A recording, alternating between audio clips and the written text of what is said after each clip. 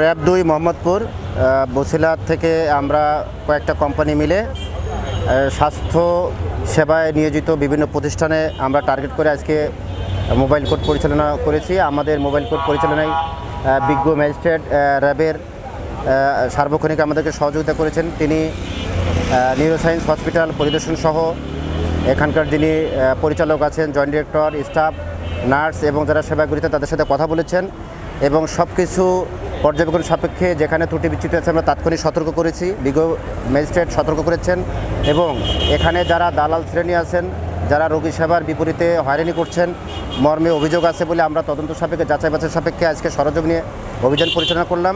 আমরা কয়েকজন ambulance target করেছি, তাদেরকে ধরতে পারিনি, কৌশলে তারা পালিয়ে গেছেন। আমরা দ্ব্যর্থহীন বলতে চাই যে যারা সেবার নামে হয়রানি করার জন্য, জনস্বাস্থ্য বিঘ্নিত করা এবং সেবা গ্রহীতাদেরকে হয়রানি করার জন্য এই যে অ্যাম্বুলেন্স সেবাটাকে জোর করে নেওয়ার জন্য চেষ্টা করেন, র্যাব সার্বক্ষণিকভাবে যেভাবে মানুষের সেবায় নিয়োজিত আছে, আমরা এই অপরাধের ক্ষেত্রে জিরো টলারেন্স নীতি গ্রহণ করেছি এবং এই অভিযানটা, ভ্রাম্যমাণ অভিযানটা অব্যাহত থাকবে।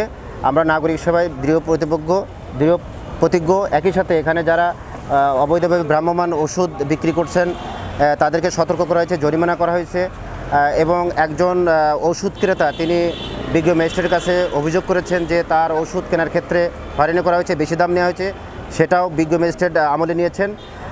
একটু সিজি কর্মসূচির দৃষ্টি আকর্ষণ করতে চাই যে এখানে যে অবৈধ স্থাপনা হিসেবে রয়ে গেছে স্বাস্থ্যসেবাকে বিঘ্নিত করার জন্য, এই অবৈধ স্থাপনা যেটা ওষুধ হতে পারে, খাদ্য সামগ্রী বিক্রি করার ক্ষেত্রে এগুলো উচ্ছেদ করা প্রয়োজন, কারণ এরা জনসেবায় বিঘ্নিত করছে।